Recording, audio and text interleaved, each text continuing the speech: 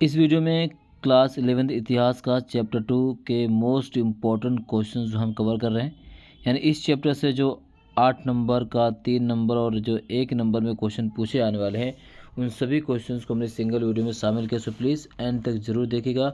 Must do questions हैं सारे। तो सबसे पहला क्वेश्चन जो पूछा जा सकता है 3 नंबर में, वह है आपका सम्राट डायोक्लेशियन द्वारा किए गए कोई 4 प्रशासनिक सुधार लिखिए। तो जो सम्राट डायोक्लेशियन है, उसने कौन कौन से 4 प्रशासनिक सुधार किए थे?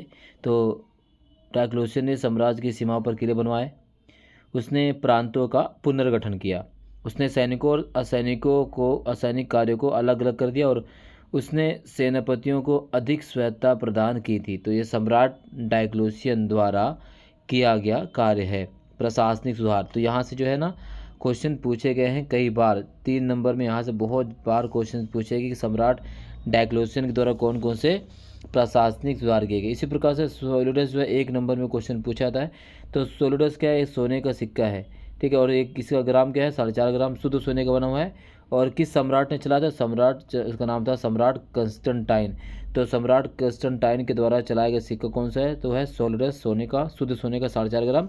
इसी प्रकार से दिनारियस क्या है? तो दिनारियस जो है वह दिनारियस शुद्ध चांदी का सिक्का है। तो दिनारियस भी शुद्ध चांदी का सिक्का है, वो 4.5 ग्राम का है। और जो सोलिडस है वो सोने का सिक्का है, ठीक है।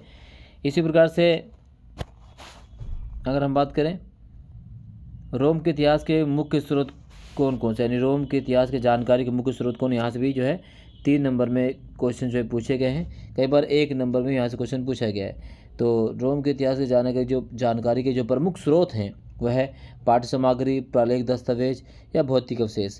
तो पाठ्य सामग्री में क्या होता है? तो इतिहास जो है पत्र, व्याख्यान, प्रवचन, कानून आदि शामिल है।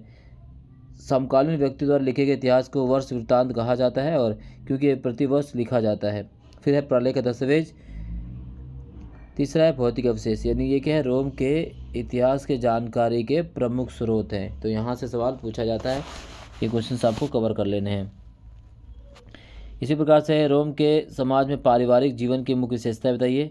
और या रोम के समाज में स्त्रियों की स्थिति क्या थी? तो स्त्रियों की स्थिति क्या थी? तो इस प्रकार से जो है क्वेश्चन यहाँ से पूछा जा सकता है। विवाह, पुरुष प्रधान परिवार। तो रोम के समाज में परिवार की विशेषताओं और स्त्रियों की स्थिति का वर्णन जो है यहाँ से क्वेश्चन पूछ सकता है। इस क्वेश्चन को आपको कवर करके चलना है पेपर के लिए। फिर रोम साम्राज्य के आर्थिक विस्तार पर प्रकाश डालिए। तो ये भी क्वेश्चन पूछा गया है, रोम के साम्राज्य का आर्थिक विस्तार। तो रोम के साम्राज्य में बंदरगाहों, खानों, खदानों, ईंटों, भट्टों और जैतून के तेल की जो फैक्ट्रियाँ आदि की संख्या बहुत अधिक थी। परिणाम स्वरूप साम्राज्य का आधारभूत आर्थिक ढांचा जो है काफ़ी मजबूत था। इसी प्रकार से अगर हम बात करें तो मुख्यतः जो मंगाई जाती थी कहाँ से? स्पेन, गैलिक प्रांतों, उत्तरी अफ्रीका, मिस्र और इटली से आती थी। इसी प्रकार से स्पेन में जैतून का तेल निकालने का उद्योग जो है 140 से 160 ईसा पूर्व दौरान अपने चरम उत्कर्ष पर था। उन दिनों स्पेन में उत्पादित जैतून का तेल मुख्य रूप से ऐसे कंटेनरों में लाया जाता था जिन्हें ड्रेसल 20 कहते हैं। तो जो ड्रेसल 20 है, यहाँ से भी MCQ में क्वेश्चन पूछे जा सकते हैं कि ड्रेसल 20 क्या है। इस टाइप के क्वेश्चन भी MCQ में यहाँ से पूछे जा सकते हैं, तो इसको आपको कवर कर लेना है। रोम के साम्राज्य की सामाजिक श्रेणी कौन कौन सी? तो पूर्ववर्ती और प्रवर्ती काल। तो ये मस्ट डू क्वेश्चन है। पूर्ववर्ती काल क्या है और प्रवर्ती काल क्या है? तो पूर्ववर्ती और प्रवर्ती काल से कई बार क्वेश्चन पूछेगा। मस्ट डू क्वेश्चन, इसको आपको जरूर कवर करना है। तो यहाँ पर पूर्ववर्ती काल क्या है? तो पूर्ववर्ती काल सेनेटर जो है 3री शताब्दी के प्रारंभिक वर्षों में सेनेट की जो सदस्य संख्या थी लगभग 1000 थी, और कुल सेनेटरों में लगभग आधे सेनेटर इतालवी परिवारों थे। तो ये प्रवर्ती काल की बात करें तो प्रवर्ती काल में अभिजात वर्ग, मध्य वर्ग, निम्न वर्ग और उनके अलग अलग श्रेणियों में विभाजित किया गया है। तो प्रवर्ती और प्रवर्ती काल से क्वेश्चन पूछा जा सकता है, इम्पॉर्टेंट है ये। इसी प्रकार से प्रवर्ती पुराकाल से क्या अभिप्राय है? इस अवधि में रोम साम्राज्य में कौन कौन से धार्मिक और प्रशासनिक परिवर्तन हुए? तो प्रवर्ती पुराकाल में कौन कौन से साम्राज्य में कौन कौन से धार्मिक और प्रशासनिक परिवर्तन हुए? तो धार्मिक परिवर्तन की बात करें तो ईसाई धर्म को वहाँ पर जो है राजधर्म बना लिया गया। किसके शासनकाल में? सम्राट कंस्टेंटाइन।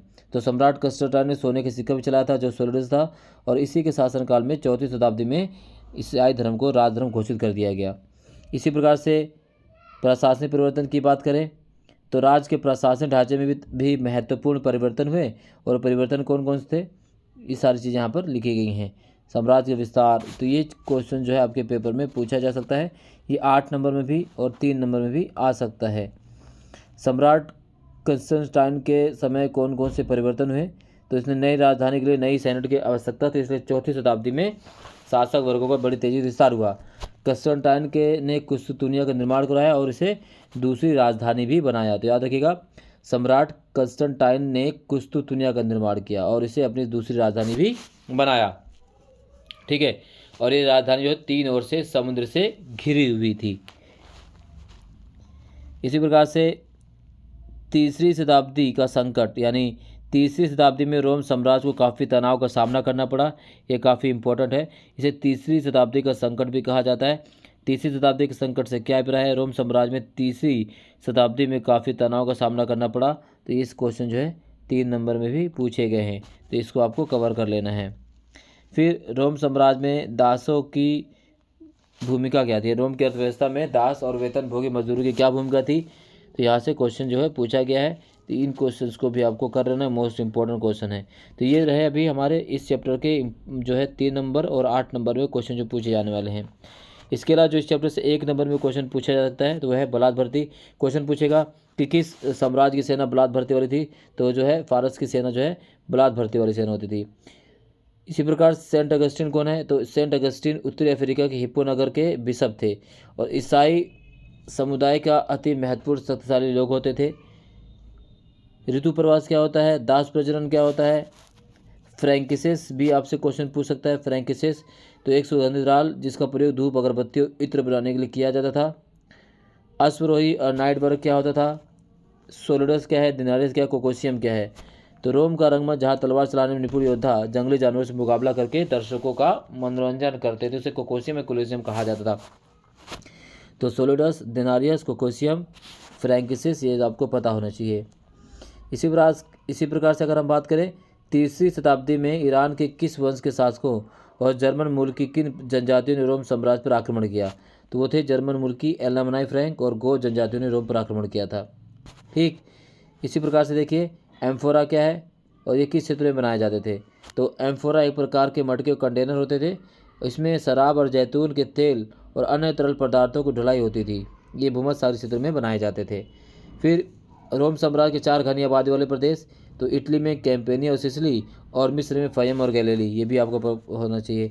रोम में सबसे बड़ी अंगूरी शराब और गेहूँ कहाँ से आता था, तो रोम में सबसे बड़ी अंगूरी शराब आता था कैंपेनिया इटली से और गेहूँ आता था सिसिली इटली और बेल्जियम ट्यूनीशिया से, ये कवर कर लेना आपको। फिर इसी प्रकार से फ्रैंकिसिस अर्थात सुगंधित राल, तो फ्रैंकिसिस अर्थात सुगंधित राल जो है धूप अगरबत्ती और इत्र बनाया जाता था। इसे बोसवेलिया के पेड़ से प्राप्त किया जाता था। इस पेड़ से रस लेकर उसे सुखा लिया जाता था और राल तैयार की जाती थी। तो ये चीज़ आपको कवर कर लेनी है। ठीक है, तो ये 1 नंबर वाले क्वेश्चन है जहाँ से एग्ज़ाम में सवाल पूछे जा सकते हैं। तो ये सेकंड चैप्टर के जितने भी इंपॉर्टेंट क्वेश्चन थे हमने इस सिंगल शॉर्ट्स वीडियो में कवर किया है। तो इस वीडियो को ज़्यादा से ज़्यादा शेयर कीजिए, ज़्यादा से ज़्यादा बच्चों तक वीडियो पहुँचाइए। बहुत बहुत शुक्रिया, धन्यवाद।